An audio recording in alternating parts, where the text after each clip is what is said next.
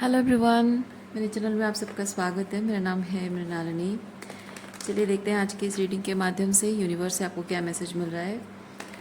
ये reading general reading है, तो आपको जितना रेजोनेट करता है उतना ही लीजिए। आपके जीवन के जिस एस्पेक्ट को रेजोनेट करता है अकॉर्डिंगली आप देखिए, और जो भी पार्ट आपको रेजोनेट नहीं करता है उस पार्ट को जाने दीजिए। हो सकता है वो किसी और के लिए हो। ये जेंडर स्पेसिफिक मैसेजेस नहीं है, तो आपको जैसे रेजोनेट करता है अकॉर्डिंगली आप रीडिंग का जेंडर स्विच कर सकते हैं। और टाइमलेस रीडिंग्स हैं, तो आपको जब भी रेजोनेट करता है आप एनर्जी को क्लेम कर सकते हैं। ज़रूरी नहीं कि जब अपलोड हुआ तभी आपको रेजोनेट होना ही है। और आप अगर फ्रेशली अपलोडेड वीडियोस चाहते हैं तो आप मेरा चैनल सब्सक्राइब कर सकते हैं, बेल आइकन प्रेस कर सकते हैं ताकि आपको न्यू अपलोड्स की नोटिफिकेशन मिल जाए। या फिर और भी ऐसे बहुत सारे रीडिंग्स आप देखना चाहते हैं तो आप मेरा चैनल विज़िट कर सकते हैं, जिसमें आपको बहुत सारे और भी वीडियोज़ मिल जाएंगे। जो भी टाइटल आपको पसंद आए आप देख सकते हैं, हो सकता है उसमें आपके लिए कोई मैसेज हो।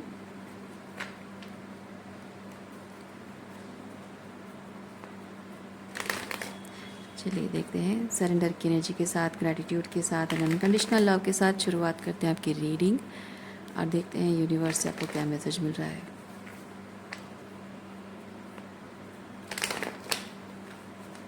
ओके,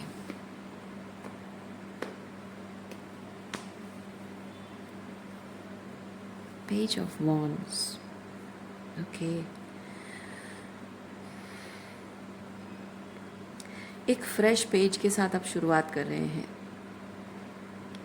किसी एक चीज़ की शुरुआत हो रही है। चलिए देखते हैं किस चीज़ की शुरुआत हो रही है। ये बहुत एनर्जेटिक चीज़ है।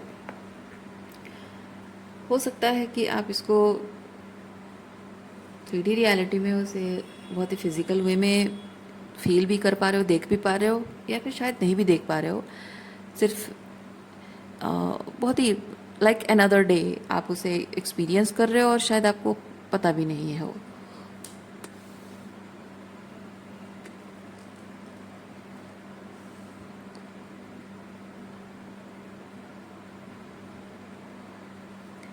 ये जो एक फ्रेश न्यू स्टार्ट है, इस फ्रेश न्यू स्टार्ट वाली एनर्जी का आपको बहुत दिन से इंतज़ार था। बहुत दिन से आप इस चीज़ पर काम कर रहे थे। फ्रेश न्यू स्टार्ट इसलिए नहीं हो पा रही थी क्योंकि पास्ट की कुछ एनर्जीज़ हैं जो कि आपका पीछा नहीं छोड़ रही थी। इमोशनली बहुत ज़्यादा हैवी थी, और या फिर कुछ तरह की इमोशनल अटैचमेंट कुछ सिचुएशन या कुछ बातों बिहेवियर को लेकर, किसी की कोई बात है, बिहेवियर है, कोई पर्सन है, कोई रिश्ता है, तो किसी एक चीज़ के साथ आपका इमोशनल अटैचमेंट रहा है, उसकी वजह से ये हो नहीं पा रहा था। आप इस सिचुएशन में चीज़ों को सही करने की कोशिश कर रहे थे, जो आप डिज़र्व करते हैं वो पाने के लिए। लेकिन कोशिश आपकी ये नहीं थी कि मैं चीज़ों को बेहतर करने की कोशिश करूं, कि मैं अपनी लाइफ को कैसे बेहतर बनाऊं। आपकी कोशिश शायद ये थी कि मैं लोगों को समझाऊं, लोगों को बताऊं, लोगों के और अपने मतलब बेसिकली है, आप एक्सटर्नल लेवल पे ट्राई कर रहे थे, इंटरनल लेवल पे ट्राई नहीं कर रहे थे चीज़ों को संभालने की। सो इसीलिए चीज़ें सही नहीं हो रही थी, क्योंकि लोगों को समझाने की जब आप कोशिश करते हो तो आप सिर्फ उन्हें ये बता रहे होते हो कि तुमसे क्या मिस्टेक हुआ है। लेकिन सच तो ये होता है कि ताली एक हाथ से बजती नहीं है, कुछ गलतियाँ आपसे भी हुई हैं, और आपको बार बार यूनिवर्स साइन दे रहा था ये लोगों को, इन लोगों को बदलने के लिए जो आप बार बार कह रहे थे, इन लोगों को गलती सुधारने के लिए जो बार बार आप समझा रहे थे, या आप कोशिश कर रहे थे कि आप पीस क्रिएट करो या उन्हें महसूस कराओ कि आप इतना कुछ होने के बाद भी आप उनके साथ हो, ताकि वो आपके प्यार को अप्रिशिएट कर सकें। लेकिन ये हो नहीं पाया, और ये ना होना, उनका ना समझना एक तरह से डिवाइन इंटरवेंशन है। यूनिवर्स चाहता था, या फिर ईश्वर, आप ईश्वर कहें, यूनिवर्स कहें, ईश्वर चाहता था कि आपको ये रियलाइज़ हो, आपको ये समझ में आए कि कहीं ना कुछ आप शैडो वर्क करने से चूक रहे हो। कुछ ना कुछ आपको अपने, आपकी जो रियलिटी है उस रियलिटी को, उस रिलेशनशिप को वाइब्रेशनल अलाइनमेंट नहीं है, और उसको आप आउटग्रो कर चुके हो, और वहाँ से निकल जाना आपके लिए सही है। और वो यूनिवर्स आपको समझाने की कोशिश कर रहा था, लेकिन जबकि उन लोगों के साथ आपका कुछ इमोशनल अटैचमेंट रहा है, उसकी वजह से आप उन्हें होल्ड करके रख रहे थे। लेकिन अब शायद एनर्जी कुछ स्विच हो रही है, क्योंकि नाइट ऑफ वॉन्ड्स मुझे ये चीज़ बताता है कि यू आर रेडी, आप रेडी हैं ये सब को पीछे छोड़कर आगे बढ़ने के लिए।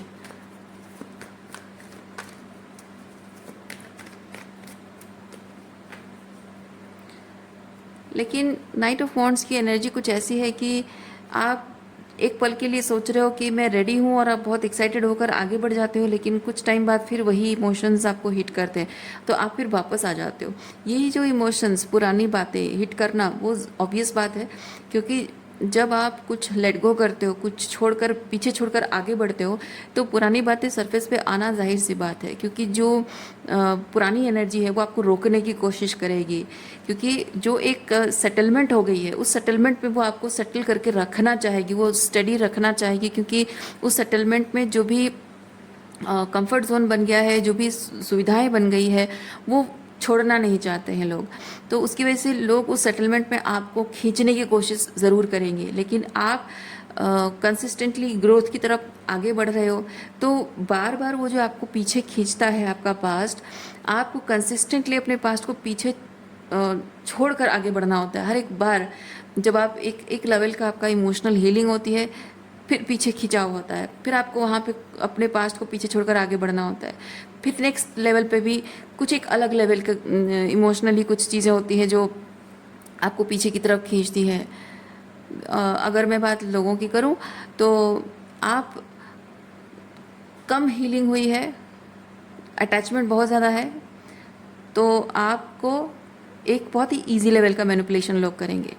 फिर नेक्स्ट लेवल पे थोड़ी आपकी हीलिंग हो गई, तो आप इमोशनली थोड़े डिटैच हो रहे हो, तो आपको थोड़ा एक्स्ट्रा लेवल का मैनिपुलेशन होगा। जैसे जैसे आपकी हीलिंग होती जाएगी, जितना जितना आप डिटैच होते जाओगे, उतना ही मैनिपुलेशन बढ़ता जाता है, माइंड गेम उतना ही बढ़ता जाता है, तो उतना ही अपने आप को संभाल कर आपको चलना होता है।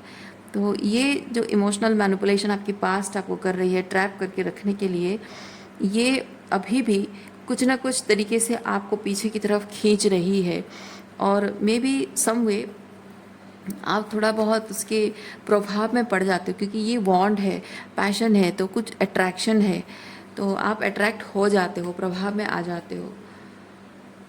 आपका इंट्यूशन आपको कहता है कि नहीं, पीछे मुड़कर नहीं देखना है, लेकिन आप अपनी इंट्यूशन की नहीं सुनते हो, क्योंकि वो इमोशनल अटैचमेंट आपका अभी भी है, या फिर यहाँ जैसे आप इन लोगों को, इन रिश्तों को आप होल्ड करके रख रहे हो इस उम्मीद पे कि शायद मैं यहाँ पे कुछ चीज़ें ठीक कर पाऊँ, शायद ये कुछ सही कर पाऊँ अपने एफर्ट्स, तो आप अपना पूरा जोर लगा रहे हो कि इन चीज़ों को आपको ठीक करना है। तो वही जो एक मैं अपना 100% दूँ, अपना जोर लगाऊँ, तो वो एक उम्मीद आपकी है कि मैं शायद अभी भी कुछ कर सकती हूँ, तो इसीलिए आप वापस चले जाते हो। लेकिन आपका इंट्यूशन कहता है कि नहीं, ये सिचुएशन संभालने लायक नहीं रहा, तो इसको छोड़ देना ही सही है। लेकिन आप अपने आपको लगता है कि मैं शायद अभी भी सब कुछ मेरे हाथ में है, इसीलिए आप अपनी इंट्यूशन की नहीं सुनते हो। लेकिन आप जो ये सोचते हो कि अभी भी शायद सब कुछ मेरे हाथ में है, या कुछ कुछ चीज़ें मेरे हाथ में है, ऐसा आपका जो सोचना है वो आपका ईगोइक अटैचमेंट है इन लोगों के साथ। ठीक है, मैं नहीं कह रही हूँ कि आप एक ईगोटिस्टिक पर्सन है, मैं ये कह रही हूँ कि हम जब नियति के खिलाफ काम करते हैं तो वो हमारा ईगो होता है, ईगोइक अटैचमेंट होता है रिश्तों के प्रति, क्योंकि कहीं ना कहीं हमारा एक कंफर्ट जोन होता है, इमोशनल कंफर्ट जोन हो या फिजिकल हो, फाइनेंशियल कंफर्ट जोन हो, तो उसकी वजह से, और या फिर कहें कि हमारा कुछ ट्रॉमा है, उसकी वजह से हम, कुछ डर है, इनसिक्योरिटी है, उनकी वजह से हम उन लोगों के साथ अटैचमेंट रखते हैं। ठीक है, तो वो यूनिवर्स हमको साइन दे रहा होता है कि ये जो अटैचमेंट है ये सिर्फ इस बात के लिए कि तुम्हारा एक कंफर्ट जोन सेट हो गया है। तुम अगर चाहो तो अपनी रियलिटी खुद सेट कर सकते हो उस बेसिस पर, कि जिस बेसिस पर तुम्हें अपनी रियलिटी बनानी है वो तुम्हारे हाईएस्ट गुड के लिए है, जो तुम्हारे हाईएस्ट गुड को सर्व करने वाली चीज़ है, वो सब अगर करोगे तो अपने लिए खुद एक रियलिटी क्रिएट कर सकते हो, और वहाँ फिर से अपने लिए एक स्टेबिलिटी क्रिएट कर सकते हो। जो स्टेबिलिटी यहाँ पे मिली है तो वो ग्राउंडेड नहीं है, बहुत ही शेकी फाउंडेशन पर है, वो कभी भी टूट सकती है। तो इसलिए जो भी आपका हायर सेल्फ आपको जिस डायरेक्शन में ले रहा है कि कुछ यहाँ पैशन आपको फॉलो करना है, कुछ एक्शंस आपको लेने हैं, तो वो एक्शन आपको लेना है, तो आपको ज़रूरत है इस विश्वास के साथ आगे बढ़ने की कि आप जो भी क्रिएट, क्योंकि ये क्रिएशन को भी रिप्रेजेंट करता है, तो आप अपनी रियलिटी खुद क्रिएट कर सकते हो जैसा चाहे, वो अलाइनमेंट वाली, ठीक है, वो अलाइनमेंट वाली एनर्जी आप खुद क्रिएट कर सकते हो जो आपके हाईएस्ट रूट को सर्व करेगा। और जब जब वो क्रिएट हो जाएगा, जब आप कर लोगे, तब आपको उसमें होमली फीलिंग हो जाएगी अपने आप। लेकिन उस दौरान बार बार ये पास्ट की एनर्जी आपको खींचती रहेगी और आपको कंसिस्टेंटली अपने मन को टेम करके रखना होगा, मन को वशीभूत करके रखना होगा। देखिए, मन आपको बार बार खींचेगा पास्ट की तरफ जाने के लिए, लेकिन आपको मन को संभाल के रखना होगा, क्योंकि आपको हमेशा याद रखना होगा कि आपके हाईएस्ट गुड को सर्व करने वाली क्या चीज़ है, पास्ट है या फिर जो आप कर रहे हो, जिस चीज़ पर आप काम कर रहे हो, तो आपकी खुशी किस चीज़ में है वो याद रखना है आपको। क्योंकि अभी के लिए जो है वो सिर्फ टेम्पररी है और माया है, वो शैलो फाउंडेशन पे है।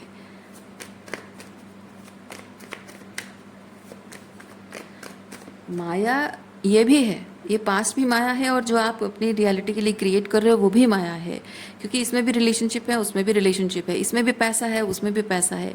माया मरते दम तक पीछा नहीं छोड़ती है।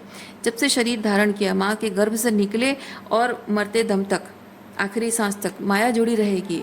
मैं कहना ये चाह रही हूँ कि यहाँ पास्ट में सिर्फ माया है, और सिर्फ माया के पीछे भागना है, चेज करना है। लेकिन यहाँ आप जो नई रियलिटी बना रहे हो, यहाँ आप माया को मैनिफेस्ट तो कर रहे हो, लेकिन उसके पीछे नहीं भाग रहे हो, बल्कि आप अट्रैक्ट कर रहे हो अपने हाईएस्ट गुड के लिए, क्योंकि इसमें कंसिस्टेंटली आपकी स्पिरिचुअल ग्रोथ है।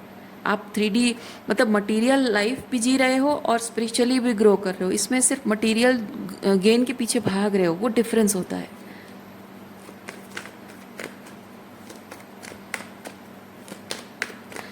ये जो पास्ट की एनर्जी है, इसमें स्टकनेस है, स्टेगनेंसी है, इसमें ग्रोथ है, इसमें फ्लो है नई रियलिटी में। क्योंकि इसमें आप माया के पीछे जब भाग रहे हो, मटेरियल गेन के पीछे भाग रहे हो, तो आपका बहुत ज़्यादा अटैचमेंट है, ये ईगोइक अटैचमेंट है, क्योंकि ये आपको किसी न किसी तरह से वैलिडेट कर रहा है, वैलिडेशन आपको दे रहा है। तो इसमें एक कंफर्ट जोन बन जाता है, और उस कंफर्ट जोन में रहना ही है कि एक पिट है और उसमें पानी भरा हुआ है, वो स्टेगनेंट वाटर की तरह हो जाता है, और वो हमें ग्रोथ नहीं होने देता। हमको डर लगता है, क्योंकि उसके साथ डर जुड़ जाता है कि हम अगर अपने कंफर्ट जोन से बाहर निकले तो सारा कुछ सेटलमेंट खराब हो जाएगा। पर यहाँ वो चीज़ नहीं होता है नई रियलिटी में। नई रियलिटी में जहाँ आप बहुत ही अलाइंड एनर्जी के साथ काम कर रहे हो, वहाँ आपकी कंसिस्टेंट स्पिरिचुअल ग्रोथ हो रही है। आप मटेरियल गेन को अट्रैक्ट कर रहे हो अपनी तरफ, आप अपनी स्पिरिचुअल ग्रोथ पर ध्यान दे रहे हो, ओके। और जो भी आप क्रिएट कर रहे हो कंसिस्टेंटली, उसमें नई एनर्जी क्या ऐड कर सकते हो, नया ग्रोथ क्या ऐड कर सकते हो, नई स्पिरिचुअलिटी को लेकर कुछ ऐसी चीज़ें जो आपके काम के साथ, क्रिएटिविटी के साथ, रिलेशनशिप के साथ जुड़ा, जो कि इंटरनल ग्रोथ हो रही है आपके और आपके पार्टनर में, आपके काम में, वो ग्रोथ दिख रही है। तो यहाँ ये होता है कि आप कंसिस्टेंट लीप ऑफ फेथ लेने से आप डरते नहीं हो, कंसिस्टेंटली वो ग्रो करता जाता है। उसमें जो अप्स एंड डाउन्स होते हैं, आपको आपके करियर में, रिलेशनशिप में कभी भी कुछ डाउन टाइम आता है, तभी भी आपको डर नहीं लगता है, क्योंकि आपको पता है कि वो डाउन टाइम में भी कुछ लेसन्स है, कुछ सीखने को मिलेगा, कुछ और बेहतर करने को मिलेगा। वो नेक्स्ट लेवल पे जब वो ट्रांसफॉर्म होगा, तो वो कुछ और ही लेवल पे, जिस लेवल पे है एक्सपीरियंस कर रहे हो, उसे और ही हायर लेवल पे एक्सपीरियंस होगा। आपको वो पता होता है, तो आपको डर नहीं लगता है अप्स एंड डाउन से। पर इसमें आपको डर लगता है, ये पास्ट में आपको डर लगता है, क्योंकि आपको पता है कि यहाँ पे अगर कंफर्ट जोन छूट गया तो बस सब खत्म हो जाएगा।